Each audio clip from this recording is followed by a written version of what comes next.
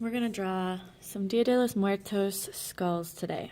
In this video, I'm just going to show you how to draw the basics of the skull, and then I'll probably make a separate video for decorating. So we need to start with a circle. You can use a stencil to trace around. It can be tape, the top of a cup, anything that you can find really. Or you can freehand it.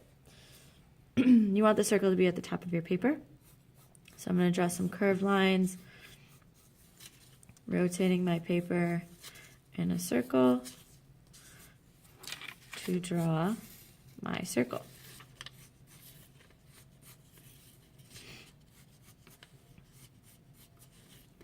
And then you can always fix it up because I'm keeping my pencil line super light. Fix up any rough, bumpy areas. And then once you get the right shape, you can darken it up a little bit. I'm just going to darken up the top part because that's the part of the circle that we're actually going to use.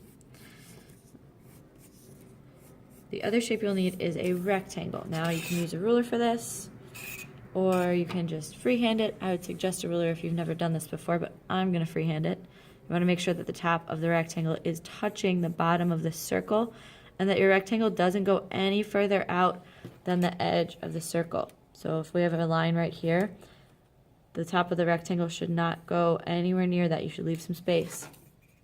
Same with on the other side. You want to make sure that there's the same amount of space as there was over here.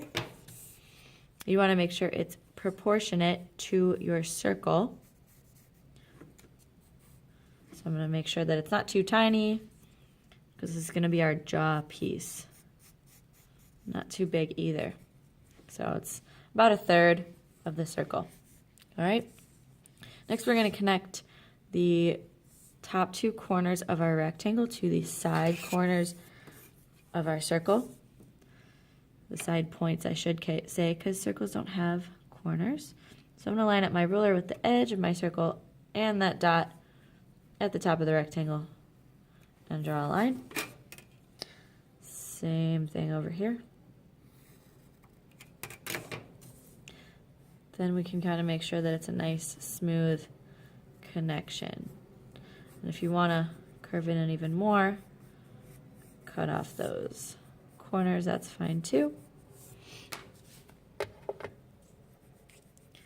And all we want to have left is the outline of our skull. So we erase the bottom of the circle, top of the rectangle that's in the middle. So all you're left with is that outline, that head shape of the skull. Then you're going to make 3 lines, actually 4. One is the line of symmetry, so it should be right in the middle, going down vertical. Then you should have another one going horizontal through the middle, so find your middle. That's going to be the eye line. One in between that line, the eye line, and the jaw for the bottom of the nose, and then halfway between that for the mouth. These are our guidelines. They will go away eventually, but we need them here to draw in our shapes. So we want 2 circles being cut in half by the eye line, and we want to try and place them on the same spot. Again, you can use tiny stencils that you might find, but mostly we're just looking at the distance between the lines and making sure they're the same on both sides to keep that symmetry. For our nose, we're going to flip it upside down, and you're going to draw a heart. You want to start a little further down from the nose line so that you can reach up and touch it, and then bring it into this corner.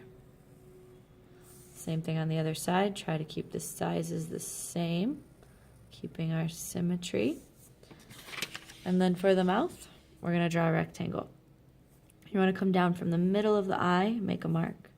Middle of the other eye, make a mark. And then you're just going to turn that into a rectangle. So I like to draw the top and the bottom, making sure they're the same distance from the mouth line here. And then I can turn it all into a rectangle by connecting. After that, you can erase your eye line, nose line, and mouth line, but I would keep this line of symmetry here for the designing part.